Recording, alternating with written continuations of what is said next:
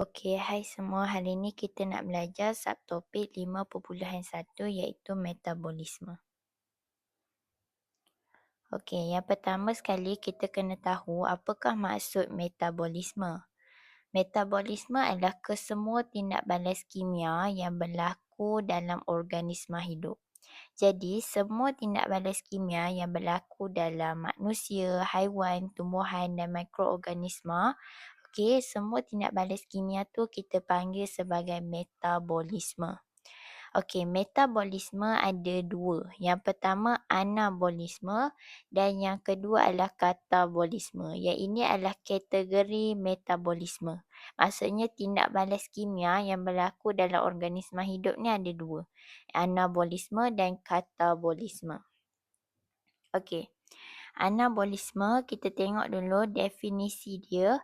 Proses sintesis molekul kompleks daripada molekul ringkas. Okey, jadi keyword kat sini kena faham adalah sintesis.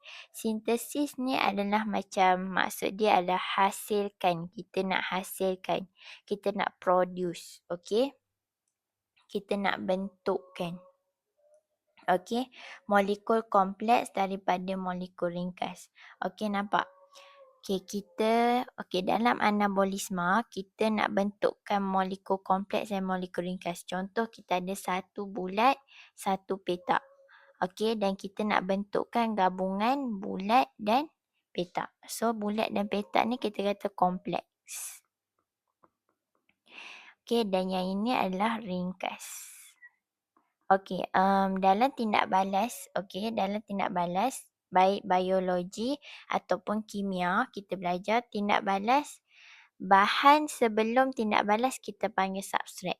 Okey, substrat tu maksud dia bahan sebelum tindak balas.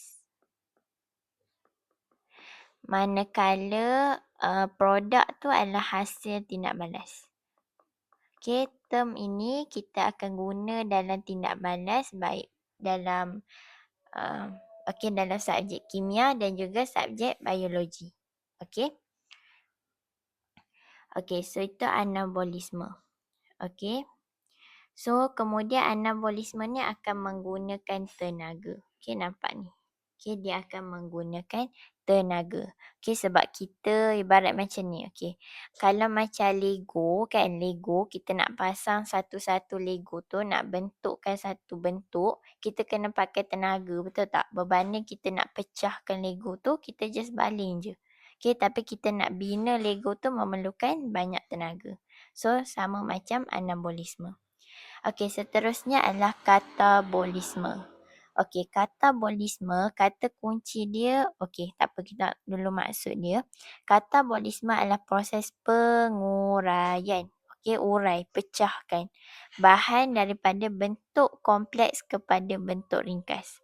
Okey, urai ni adalah kita nak pecahkan. Okey, keyword dia adalah dekat sini, cut. Okey, cut ni macam kalau BI macam CUT, cut. Yang mana maksud dia potong, pecahkan.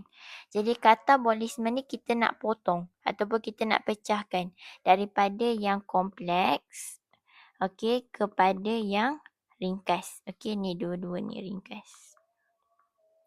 Okey, jadi dekat sini substrat kita, bahan sebelum tindak balas kita kompleks. Nampak gabungan antara bulat dengan petak ni. Okey, produk kita atau hasil tindak balas kita adalah ringkas. Okey, iaitu bulat yang dipecahkan, dah dipecahkan dengan yang petak tu. Okey. So, ini adalah katabolisme. Okey. Okey, dan katabolisme ni dia membebaskan tenaga. Okey, sebab bila kita pecahkan, dia akan bebaskan tenaga. Dia terbalik dengan anabolisme. Okey.